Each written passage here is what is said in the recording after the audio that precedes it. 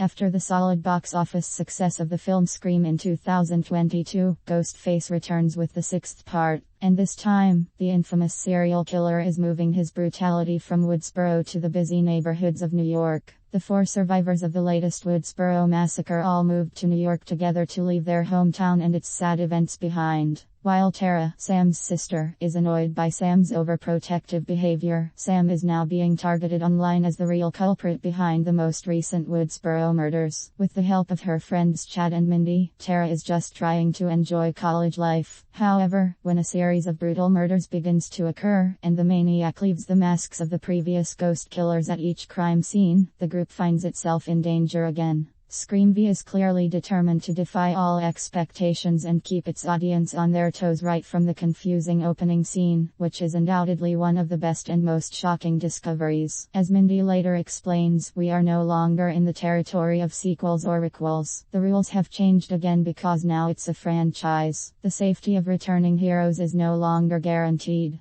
The murders will be more bloody, and there will undoubtedly be more victims. There is a surprisingly tense scene in the subway. It's Halloween, so it goes without saying that the trains are crowded with costumed passengers, many of whom are dressed as ghosts and other horror genre icons. If you thought the deaths last year were violent, wait until you see this. This Ghostface strikes deadly blows that will make you tremble in its place because it is so ruthlessly cruel and ferocious. There's really brutal violence in this movie, and it works well. The killer in this part is much more audacious, committing some attacks in public, for example, a stunning scene in a busy store, which quickly turns into a tense game of cat and mouse. Despite the fact that the absence of Sidney Prescott leaves a huge hole in my heart, the remaining actors of the main four do their roles well and convincingly. As for Courtney Cox's return for her sixth outing as our beloved intrepid investigative journalist, well, this time it's more of an extended cameo. There is a rather strange scenario move that left me confused, but I think fans can forgive Gail a lot, despite her shortcomings, despite the fact that she may seem like a vain reporter. And the scene of her chase with a ghostly face turned out to be exciting and one of the best in the film.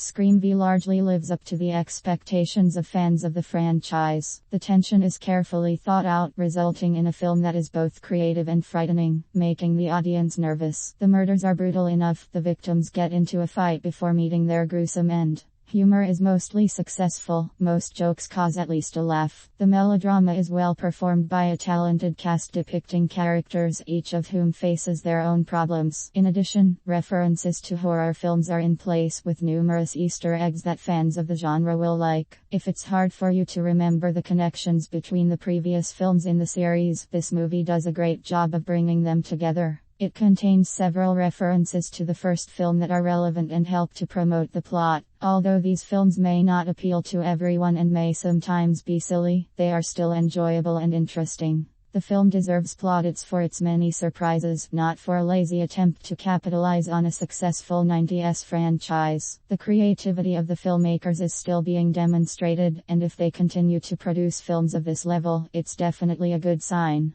If you liked the previous part, then Scream V is likely to be a hit for you.